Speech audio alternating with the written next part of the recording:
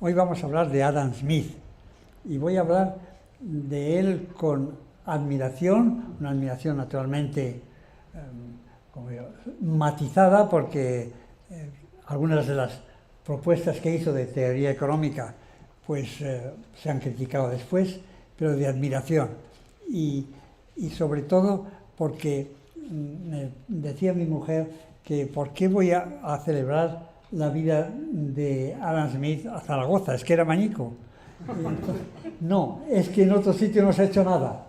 Y por lo tanto agradezco el que se haya recordado la figura de Adam Smith, cosa que no se está haciendo en ningún sitio a pesar de ser el tricentenario de su nacimiento.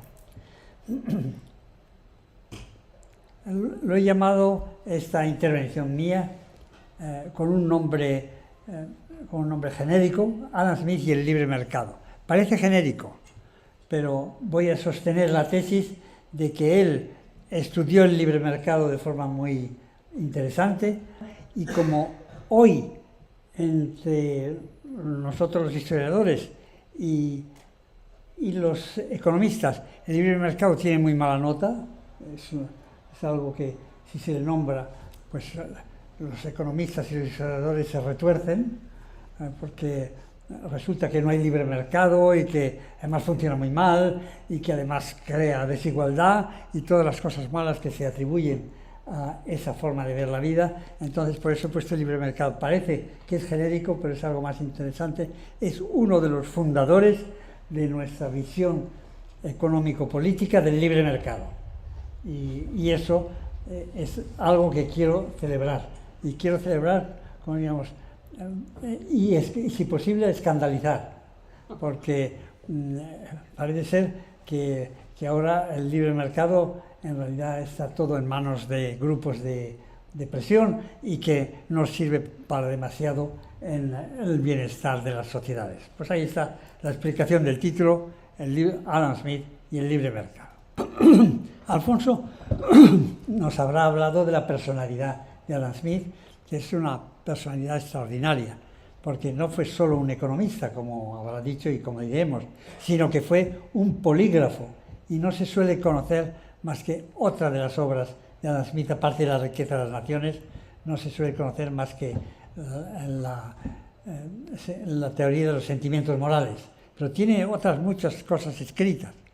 De paso, digo aquí que estos otros ensayos que voy a citar no son muy conocidos y no se suelen leer, y sobre todo es chocante la actitud de Schumpeter en su historia del análisis económico frente a Adam Smith. Lo clasifica como un mercantilista tardío, y cuando leyó, como nos lo cuenta, leyó estos trabajos de polígrafo que ahora veremos, pues dijo, el que haya leído La riqueza de las naciones no podría imaginarse que Adam Smith escribiese esto tan bueno. Pues eso indica cuál es la actitud de Schumpeter. En efecto, a pesar de que ahora se le cita en todos los cursos de empresa como el gran inventor de cómo funciona el libre mercado, sin embargo, Schumpeter es un hombre cuya actitud intelectual es discutible, sobre todo cuando habla de Adam Smith. Entonces la pregunta es, ¿por qué celebramos y por qué celebraremos durante muchos años la vida de Adam Smith como filósofo? Porque le clasificamos como economista, pero en realidad fue un notable filósofo de la filosofía de la ética, naturalmente, y otros trabajos cuyos títulos voy a poner aquí, y esos trabajos son realmente sorprendentes. Vamos a ver la lista. Él falleció en 1790, acabó de corregir la 6ª edición de la teoría de los sentimientos morales. Es muy importante, porque nada más acabar esa edición nueva, la 6ª, muere. Y como luego hablaré de lo que los alemanes llamaban das Adam Smith Problem, el problema de Adam Smith, y no hay tal problema, me parece a mí, pero es importante el subrayar que quien diga que la teoría de los sentimientos morales no casa con La riqueza de las naciones no se fijan las fechas de las ediciones, porque él La riqueza de las naciones no la cambió mucho cuando la reeditó. En el caso de las teorías de sentimientos morales, añadió 2 libros al final y se declaró, por así decirlo, estoico, de filosofía estoica. Por lo tanto, el decir que hay una contradicción entre el libro económico y los escritos éticos, creo que es muy difícil de sostener. Diremos los títulos de los trabajos que publicó en la revista Edinburgh. Historia de la astronomía, historia de la lógica y metafísica antiguas, la afinidad de ciertos versos ingleses e italianos. Él, el francés, lo hablaba muy mal, dijeron cuando fue a París y fue a Francia con sus pupilos. Yo no sé, creo que el italiano lo hablaría mal, pero lo suficiente para hacer esta comparación. La afinidad de la música, la danza y la poesía como artes expresivos, de los sentidos externos sobre cómo nos relacionamos con la realidad que está alrededor de nosotros, y también un diccionario de la lengua inglesa de Dr. Johnson. Esto no se suele decir. Estos títulos son sorprendentes.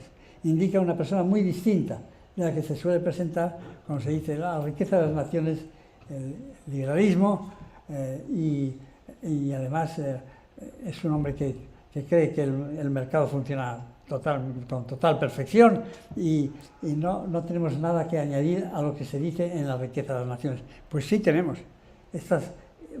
Vuelvo a señalar estos títulos, especialmente interesante la historia de la astronomía, el hacer ver que la historia de la astronomía tiene un elemento estético, que es el que explica la validez de la astronomía como se entendía entonces, como se había estudiado entonces. La música, los efectos y el diccionario de lengua inglesa, porque era un maestro, Adam Smith, un maestro del uso de la lengua inglesa. La lectura son periodos largos, pausados, pero la lectura de la riqueza de las naciones y los sentimientos morales es muy agradable por la belleza de la prosa que nos presenta. Bueno, pues su primer libro fue La teoría de los sentimientos morales, cuando era profesor catedrático en Glasgow, pero también tiene unas notas tomadas por alumnos sobre la teoría de la jurisprudencia muy ampliamente entendida, porque se le ha puesto como título a esas notas de la teoría de la jurisprudencia las lecturas sobre justicia, política, de aquí, ingresos públicos y defensa. Y esto son de esas cosas que pasan en la vida, que en una biblioteca de una casa nobiliaria se descubrieron esas notas tomadas por un alumno, 2 veces, por 2 alumnos distintos.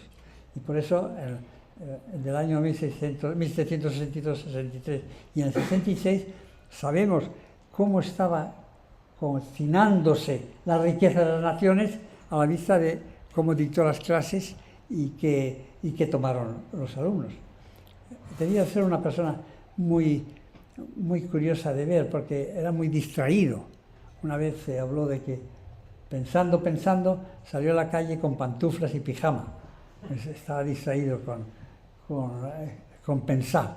Y en general era una persona de muy grandes amigos, muy querido por sus amigos, pero muy despistado sin duda.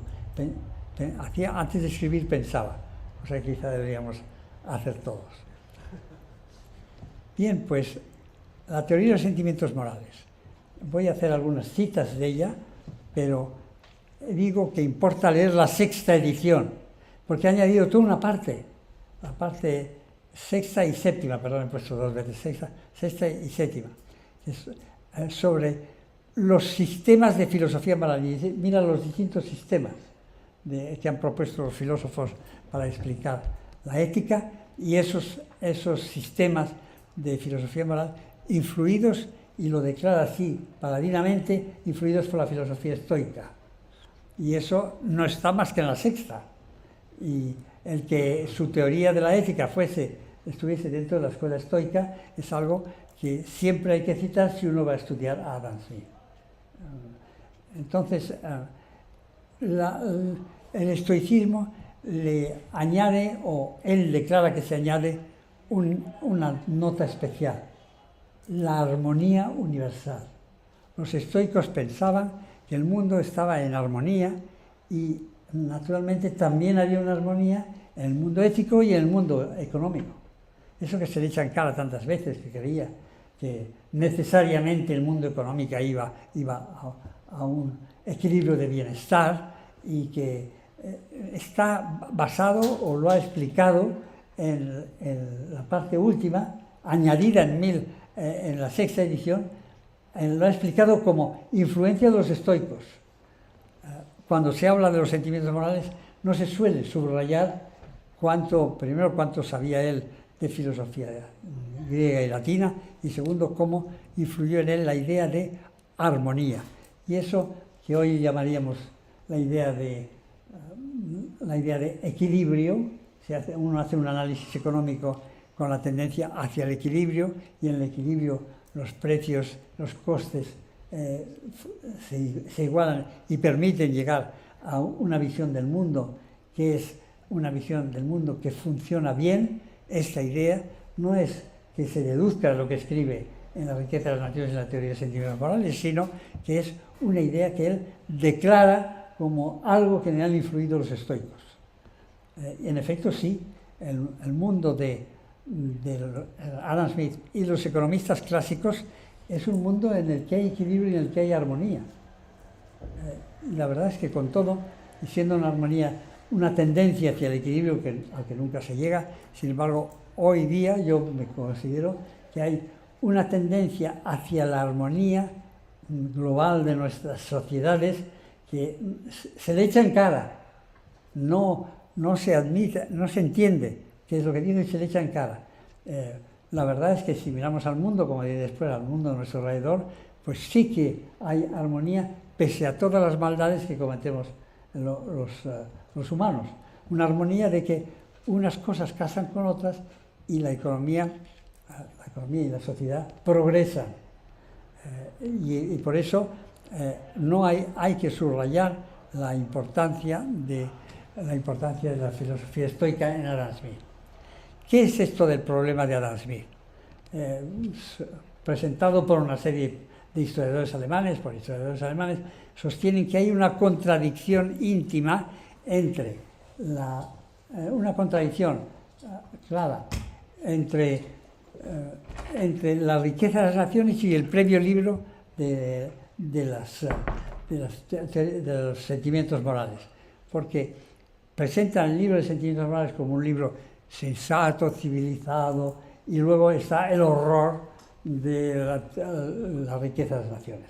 El horror porque allí defiende la competencia, defiende el capital, y eso no es el tipo de persona que está escribiendo o que ha escrito la teoría de los sentimientos morales. Para entender bien a Adam Smith hay que, creo yo, que convencerse de que no hay problema de contradicción entre esos dos libros en Adam Smith. Y no hay problema de contradicción porque La riqueza de las naciones no es el libro que se suele presentar, un libro, como se diría hoy, neoliberal, un libro en el que funciona todo bien, hay competencia y es un sistema, por así decirlo, capitalista, y en cambio en la teoría de los sentimientos morales tenemos una visión de la naturaleza humana que ahora detallaré. Por lo tanto, no solo no hay esa contradicción, sino que además él reeditó las teorías de los sentimientos morales, reeditó justo antes de morir, en la sexta edición, añadiendo 2 libros y declarándose estoico. Y por lo tanto, dejo eso para una posible discusión. En la teoría de los sentimientos morales presenta una antropología. ¿Cómo es el hombre? No ese que se describe como egoísta y excesivamente interesado en sí mismo, que aparece, dicen, en La riqueza de las naciones, sino cómo es la persona que está en la base o que explica por qué tenemos sentimientos morales, por qué buscamos hacer el bien, evitar el mal, y además criticamos a los demás cuando se comportan mal. Y entonces él tenía una visión del hombre, y esta es central tanto en la teoría de sentimientos morales como en la riqueza de las naciones. Lo primero es que nos mueve el propio interés, no el egoísmo, el propio interés. Nosotros principalmente, como citaré ahora, principalmente pensamos primeramente en nosotros. Y eso decían los estoicos, cita.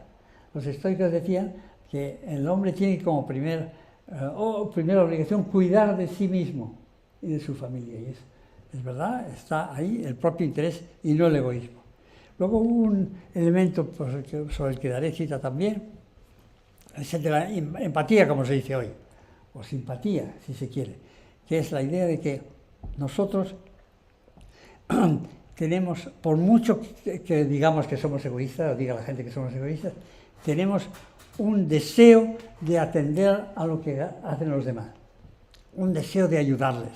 Esa idea de que somos animales sociales, vivimos en una sociedad, lo que no impide que busquemos el propio interés, pero sí nos dice que al vivir en la sociedad vamos a atender a los demás. Esto creo que es muy contrario a lo que se suele presentar de Adam Smith, del neoliberalismo y otras historias semejantes. Es muy contrario a eso porque por naturaleza el hombre cuida de los demás y los entiende. Luego, otro elemento importante que está principalmente de esta antropología, que está principalmente en la riqueza de las naciones, es la tendencia a, en inglés, truck, barter and exchange. El hombre, se entiende hombre en el sentido antiguo, que incluye a las mujeres, lo digo por si acaso. Y entonces el hombre tiene una tendencia a intercambiar en interés propio. Las dos partes, cuando hay un intercambio, las dos partes ganan. Y ha habido hoy día una clara separación entre quienes entienden la economía como la ciencia de la maximización bajo constricciones, es decir, principalmente utilizan la noción de equilibrio, y quienes ven la economía como una forma, como el intercambio en mutuo beneficio. Esta otra forma de verlo implica o deja de lado el que los individuos tengamos la misma función de utilidad y que la queramos maximizar bajo constricciones, y deja eso de lado y dice que lo importante es que las personas tienen unas preferencias distintas unos de otros y que la economía es cuando se intercambian y se hace y se busca el que el intercambio sea para beneficio de ambas partes. Esta noción es especialmente importante y es una visión de Adam Smith distinta de lo que luego sería la escuela clásica principalmente. Distinta porque no es que el mundo sea armonioso porque todos tengamos la misma función de utilidad y que intentemos maximizar las bajas constricciones, como decía mi maestro Robbins sobre la economía, sino que la gente tenemos funciones de utilidad de preferencias distintas, no tienen por qué ser iguales, y lo que hacemos es intercambiar para beneficio de ambos. No se entiende el comercio internacional y la ventaja del comercio internacional si se busca o si se explica la economía como maximización bajo constricciones. El comercio internacional nace de que la gente intercambia para beneficio de ambas partes. Eso lo dice tanto a Adam Smith como luego Ricardo.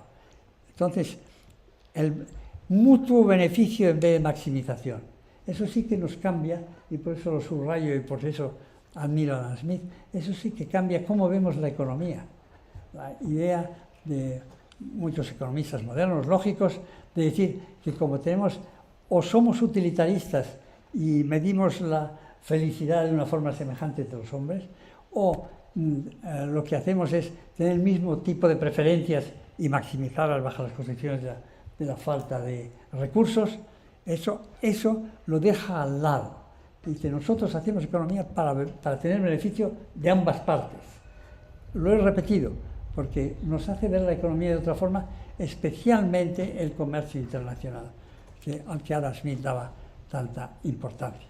Luego también, dentro de la antropología, está la idea de la división del trabajo. Ese es un elemento fundamental de la riqueza de las naciones, pero es lo mismo, porque la división del trabajo lo que hace es separar las funciones, separar la producción, de tal manera que haya intercambio en beneficio de todos. Eso es lo que hace que la división del trabajo sea tan productiva. Es productiva, todo el mundo dice, por la especialización.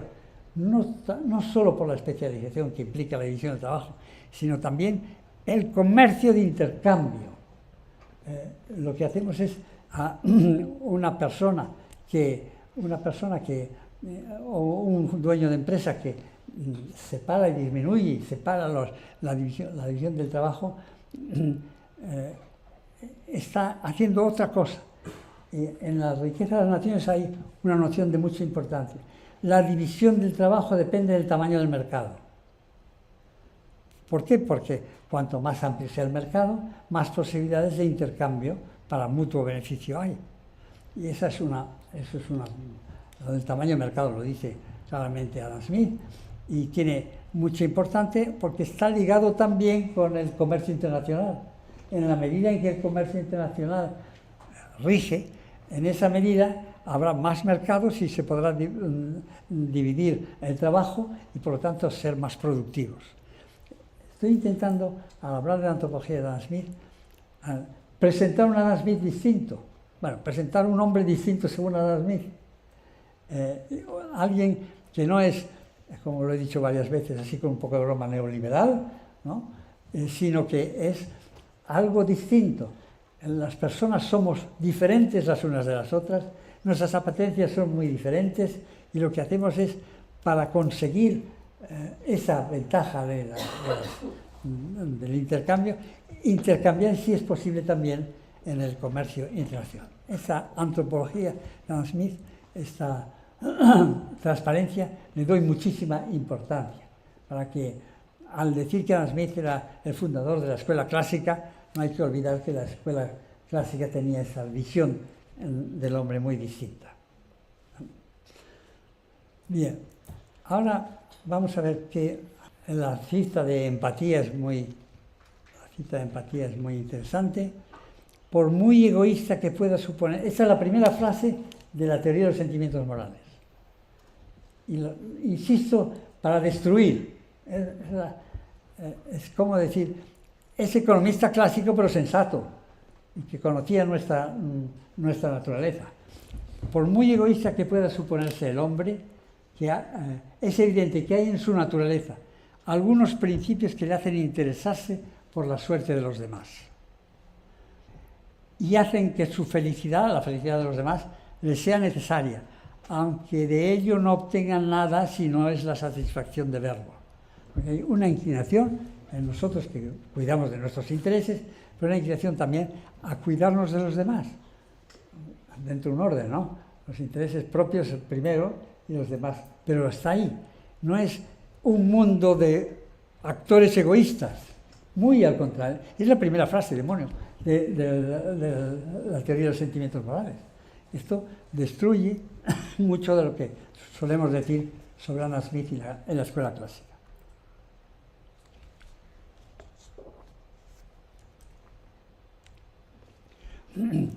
También hay, voy a ver si tengo, sí. También hay otra cuestión de mucha importancia, aparte de esta de una visión distinta del hombre, de una visión del hombre que cuida de su propio interés, no egoísta, sino que cuida de su propio interés y al propio tiempo se ocupa de los demás. Y los demás le causan efecto y quiere tener esa relación social. Según Adam Smith, somos individuos sociales. No quiere decir que nos interese la sociedad más que lo nuestro, sino que somos individuos sociales. Otro elemento fundamental que aparece en la teoría de los sentimientos es la crítica de lo que luego se ha llamado, lo que él llamó, mercantilismo, la crítica de la acción del gobierno para decir cómo tiene que funcionar la sociedad.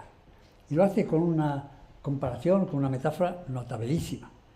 Habla del hombre del sistema, la persona a quien le gustan los sistemas. De esos tenemos abundantísimo en la vida de hoy.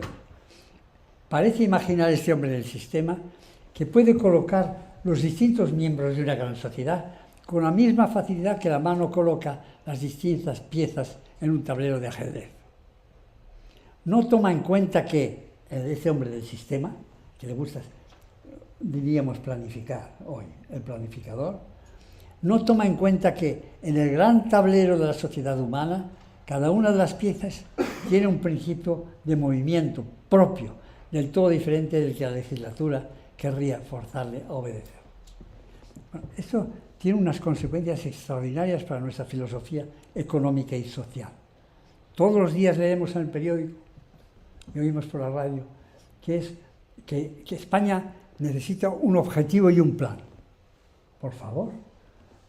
Además, aunque se le dé ese objetivo y ese plan, no va a hacer caso a nadie, porque esa visión sistemática y planificadora de lo que es la acción del gobierno está equivocada por esto que dice aquí. No quiero preguntar quiénes han dicho en esta sala, quiénes han dicho alguna vez eso de que necesita España un objetivo, necesita un plan para que andemos. Eso dice Adam Smith que no, porque cada uno de nosotros, cuidando de los demás como cuidamos, sin embargo tenemos nuestros propios intereses.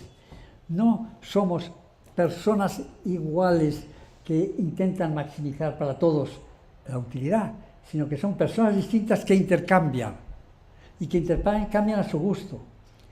Esta frase, es que lo que estoy haciendo hoy es defender a Adam Smith y decir cómo es de actual y qué es lo que nos dice y cómo deberíamos hacer caso de sus propuestas o de sus pensamientos. Y aquí tenemos esto que cada persona tenemos nuestros propios fines y de ahí nace mucha cosa, sobre todo nace muchas consecuencias, sobre todo lo que más tarde se ha llamado teoría de la burocracia, que es que el burócrata y otros piensan en sí mismo, o teoría del político, que dice que lo que hace es por el bien del país, pero él dice, primero, no lo hace por el bien del país y habla de los políticos como personas desagradables y corrompidas, y segundo, no lo hace por el bien del país porque cuando se hace por el bien del país se hace sin saberlo. Uno busca intercambiar para beneficio propio y de los demás, y eso es lo que hace que un país vaya funcionando. Hoy día no estamos en eso. Ahora, y hago un paréntesis, hay que industrializar el país, hay que industrializar. Pues, y además, la industrialización tiene que ser principalmente del gobierno, por el gobierno, como dice la señora Matsukato, la idea que tiene ella de cómo tiene que ser la política económica, que tiene que ser una política económica en que el gobierno, el Estado, sea el que dirija lo que tiene que hacer un país. Lo digo así de brutalmente porque luego tenemos al parecer una mesa redonda, ¿no? Voy entonces a seguir. Adam Smith, economista. Esto ya lo conocemos quienes hemos leído La riqueza de las naciones. La antropología ya he hablado de ella, porque el individuo está en un entorno social. Otra cuestión de importancia es que la sociedad o la economía funciona espontáneamente. No hay que planificarla. Espontáneamente se consiguen determinados fines. Estos días hablo mucho de la dolarización de la Argentina. Entonces la gente me dice, ¿cómo se puede hacer dolarización? No va a salir. Siempre han sido 300 economistas argentinos que han dicho que no es posible hacer. Después de todo, nosotros tenemos el euro y en Ecuador tiene el dólar y en Panamá también, pero es imposible, no se puede hacer, porque hay que planificarlo. La idea de que si hace un cambio y la propia sociedad es la que ayuda a hacerlo sin que nadie la dirija es esencial. Luego hace un esquema de la progresión de etapas históricas de las que aprendió Carlos Marx mucho. Otra cosa importante, escribió sobre la la riqueza de las naciones, no la pobreza. La pobreza va desapareciendo. El mundo es cada vez más rico y cada vez más igual. No es verdad que haya mayor desigualdad, ni es verdad que estemos explotando a los pobres, no es así. Y puedo dar cifras en la discusión después. Entonces, la idea de que la riqueza de las naciones es lo que está buscando él. ¿Qué tipo de sociedad se organiza para que los países se hagan opulentos, como lo dice él? La división del trabajo ya habla de ella. Otra cosa importante es la libre competencia. Esa libre competencia que él defiende contra los grupos de interés. Grupos de interés que se apoderan del gobierno para defender esos intereses. A todo esto que explica en la riqueza de las naciones lo llama el sistema de la libertad natural. Hermosa frase. El sistema de la libertad natural es el que propone para que las naciones se vayan haciendo opulentas y ricas. Y ese sistema de libertad natural se detesta hoy.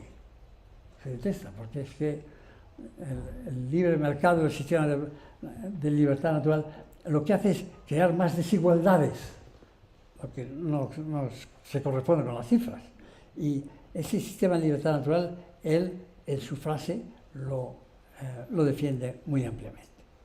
Bueno, entonces aquí he hecho un resumen, puesto que eso lo tendrán ustedes a la disposición, un resumen de lo que de su investigación de la naturaleza y causa de la riqueza de las naciones, libro 1, precios nominales y reales, etc.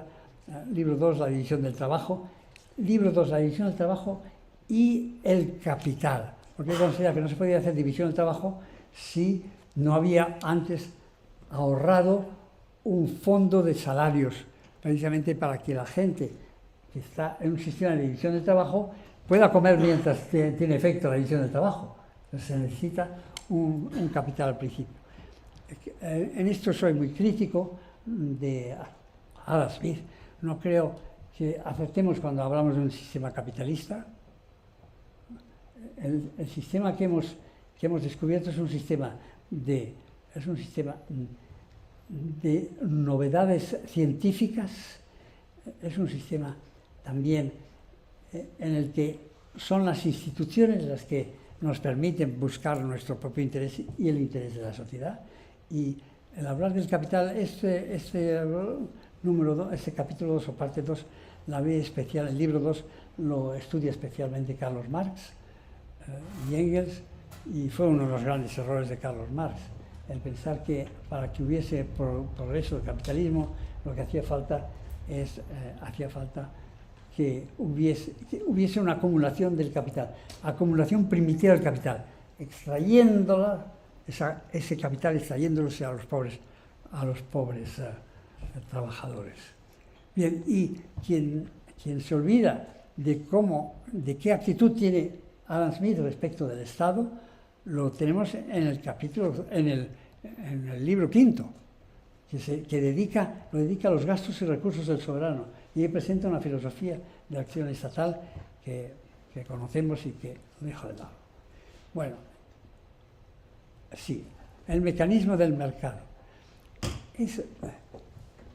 La gente no acepta que el movimiento espontáneo de los mercados dé lugar a un aumento del bienestar.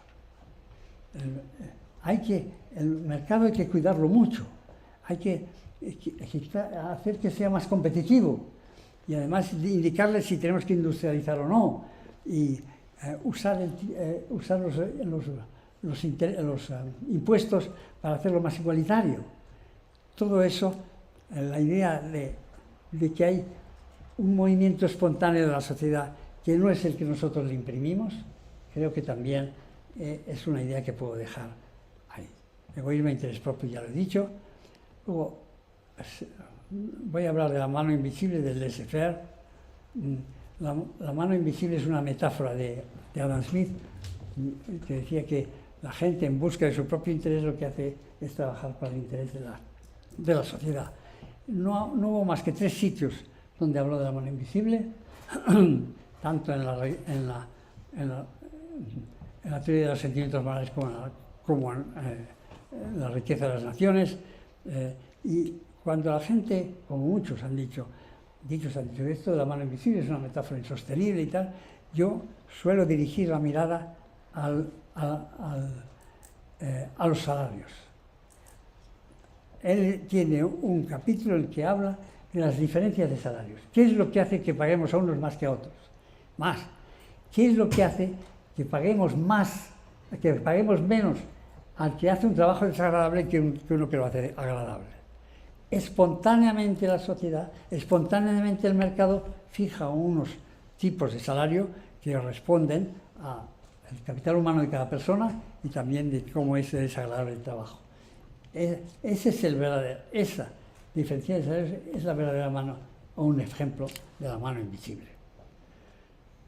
Bien, bueno, pues laissez-faire, laissez-passer, le monde va de soi, poco debería decir aquí. Las personas que detestan el mercado, que son la mayoría, esto es horrible, además es egoísta y además explota a los pobres, todas estas cosas que se suelen decir, deberían mirar el último libro de Deirdre McCloskey, que hace una lista de los 108 defectos del mercado que presentan los economistas. La idea de que, y todo lo más han dicho, sí, hay defectos del mercado, pero también hay defectos del Estado. No hay defectos del mercado. ¿Qué quiero decir? Que ya, quizá los haya, no son muy importantes, pero sobre todo, si lo digo así, no hay defectos del mercado, es para que nos dejen en paz. Que funciona, que la pobreza ha disminuido.